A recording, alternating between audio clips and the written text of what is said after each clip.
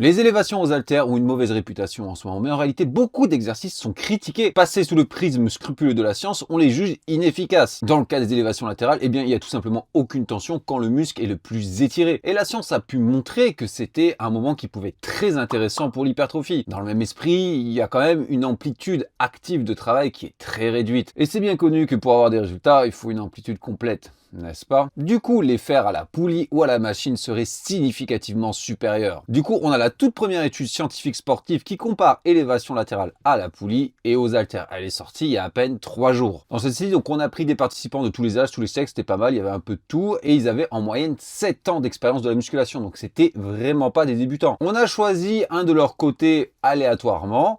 Et ce qu'ont fait les scientifiques, qui était très intéressant, c'est que durant toute la durée de l'expérience, donc de 8 semaines, ils faisaient une épaule uniquement avec les haltères et une épaule uniquement avec les poulies. L'objectif était de diminuer autant que possible les variances dans l'âge, la technique, l'expérience, la nutrition, le sommeil, etc., etc. Et les résultats de ces dernières sont aucune différence d'hypertrophie. Les participants ont gagné autant de muscles que ce soit avec les haltères ou avec les poulies. La seule véritable différence entre les deux est qu'il y en a un à forte tension d'étirement, l'autre évidemment à forte tension de contraction. Et les exercices à forte tension de contraction ont tendance à stimuler un tout petit peu plus la portion distale du muscle et à l'inverse, les exercices à forte tension de contraction, la portion proximale du muscle. Aux haltères, on va stimuler un petit peu plus le début de l'épaule, c'est là où c'est le plus proche de nous, et avec les poulies, là où c'est le plus loin de nous. C'est ce qu'on appelle l'hypertrophie régionale, et ce stimulus peut aller jusqu'à 10% chez les athlètes avancés. J'en parle dans cette vidéo-là, c'est une stratégie qu'on peut utiliser par exemple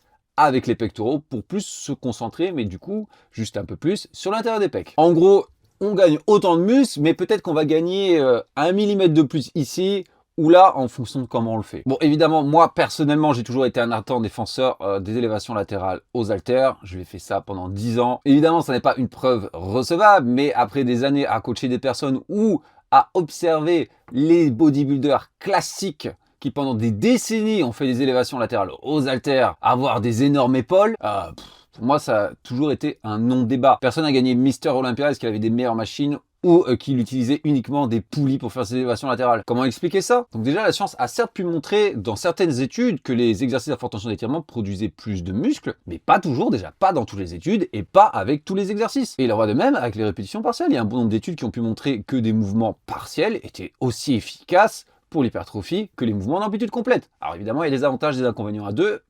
Voilà. Mais un exemple concret.